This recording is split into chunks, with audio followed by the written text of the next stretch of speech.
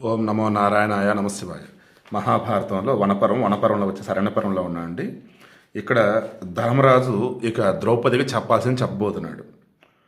యాజ్ఞసేని అంటే ఆమె యజ్ఞవాటి నుంచి పుట్టింది కాబట్టి, నీవు మనోహరమై చిత్ర పదాలతో కూడిన నిపుణమైన మాటను చెప్పావు, మేము దాన్ని విన్నాం. కానీ నీవు తెలియకుండానే నాస్తికత్వాన్ని ప్రతిపాదించావు. సో నీకు తెలియకుండానే ఓ రకంగా దేవుడు ఏదీ లేదు అన్నట్టు మాట్లాడుకోవచ్చు. నేను కర్మఫలాన్ని ఆపేక్షించి కర్మలను ఆచరించడం లేదు, దానం చేయాలి కాబట్టి చేస్తున్నాను. యజ్ఞం చేయాలనే కర్తవ్య బుద్ధితో యజ్ఞం చేస్తున్నాను. కర్మకు ఫలం ఉండుగాక లేకుండుగాక గృహస్థాశ్రమంలోని పురుషుడు చేయదగిన కర్మను యథాశక్తిగా నేను చేస్తున్నాను. ధర్మం ఆచరిస్తున్నాను, కానీ ధర్మఫలాన్ని ఆపేక్షించి మాత్రం కాదు. ధర్మం చేస్తున్నాను, బట్ ధర్మంకి రిజల్ట్ని ఎక్స్పెక్ట్ చేయట్లా.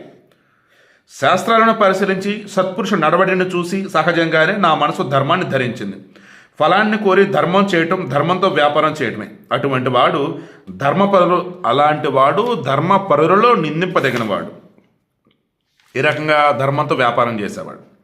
పాపాత్ముడైన మానవుడు నాస్తిక్య బుద్ధితో ధర్మానుష్ఠాన విషయాన్ని శంకించిన, ధర్మం పేరుతో స్వార్థాన్ని పొందాలని భావించిన ధర్మఫలాన్ని పొందజాలడు. శాస్త్ర ప్రమాణాలన్నింటిని సారం కూడా బాగా గ్రహించి నేను చెబుతున్నాను, ధర్మాన్ని శంకించవద్దు. ధర్మాన్ని శంకించేవాడు పశుజాతిలో పక్షి జాతిలో జన్మిస్తాడు.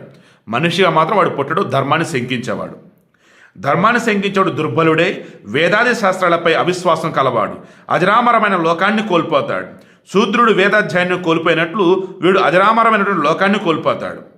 వేదాధ్యాయనం చేసిన ధర్మపరుడు కులీనుడు అయినటువంటి వ్యక్తి రాజ, ఋషి, ధర్మచారుల చేత వృద్ధులు యందు లెక్కింపదగినవాడు. మందబుద్ధి అయి శాస్త్రాన్ని ఉల్లంఘించి ధర్మాన్ని శంకించేవాడు శూద్రుల కంటే చోరుల కంటే పాపాత్ముడు. ఇక్కడ శూద్రులు అంటే దాని అర్థం ఏంటంటే వేదాధ్యయనం చేయడానికి ఆస్కారం ఉన్నా ఏదో ఒకటిలే మనకెందుకులే అవన్నీ వదిలేసి లైక్ ఆవేళ చెప్పాడు తప్ప ఒక కులం కాదండి ఇక్కడ. ఓకే, ఇక చోరులు అంటే దొంగతనం చేసే వాళ్ళు దుర్మార్గులు తెలిసింది. అప్రమేయుడు మహాతపస్వైన మార్కండేయ మహర్షిని నీ ఎదురుగా వెళ్ళటం నీ ప్రత్యక్షంగా చూసావు కదా. అతను ధర్మపాలన చేతన చిరంజీవి అయ్యాడు. మార్కండేయుడు మరణం లేదు. వ్యాసుడు, వశిష్ఠుడు, మైత్రేయుడు, నారదుడు, లోమసుడు, వ్యాసుడు, వశిష్ఠుడు, మైత్రేయుడు, నారదుడు, లోమసుడు, శుకుడు, ఇంకేతర మహర్షులంతా కూడా ధర్మం చేతనే శుద్ధ మనసును పొందారు. దివ్యమైన యోగశక్తితో కూడి ఉన్నటువంటి వీరిని నీవు ప్రత్యక్షంగా చూస్తున్నావు. వారు శపించడానికి, అనుగ్రహించడానికి సమర్థులు, దేవతల కంటే గొప్పవారు. వీరు దేవతల కంటే ప్రఖ్యాతి గలవారు, వేదగమ్య విషయాలను ప్రత్యక్షం చేసుకోగలవారు. వీరు అన్నింటికంటే ముందుగా ధర్మాన్నే ఆచరింపదగినదిగా చెప్తారు.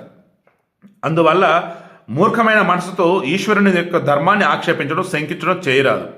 ధర్మం యొక్క తత్వం తెలిసిన జ్ఞానులను బాలుడు ఉన్మత్తులుగా భావిస్తాడు. ధర్మాన్ని శంకించే బాలబుద్ధి ఇతరుల నుండి శాస్త్ర ప్రమాణాన్ని గ్రహింపజాలదు.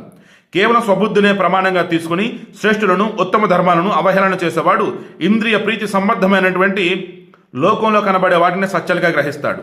అప్రత్యక్షంగా ఉన్న వాటి విషయంలో మోహపడతాడు. ధర్మాన్ని శంకించే వాడికి ప్రాయశ్చిత్తం లేదు. ధర్మానికి విరుద్ధంగా ఆలోచించే దీనుడు, పాపాత్ముడైనటువంటి వ్యక్తి ఉత్తమ లోకాలను పొందలేడు. ప్రమాణాలను తిరస్కరించేవాడు, వేదశాస్త్రార్థాలను నిందించేవాడు, కామలోపపరాయణుడైనటువంటి వ్యక్తి మూర్ఖుడు నరకం పొందుతాడని చెప్పేసి అంటున్నాడు. సింపుల్ అండి. ధర్మం అదే శాశ్వతం. కర్మణ్యేవాధికారస్తే మా ఫలేషు కదాచన మా కర్మ ఫలహేతుర్భు మాతో సంగస్వ కర్మని. నువ్వు కర్మలను ఆచరించు. అలా ధర్మరాజు చేస్తున్నాడు, ధర్మాన్ని కాపాడుతమే ధర్మాన్ని ఆచరణమే తన యొక్క కర్మ అదే చేస్తున్నాడు. సో రిమైనింగ్ రేపు డిస్కస్ చేద్దాం.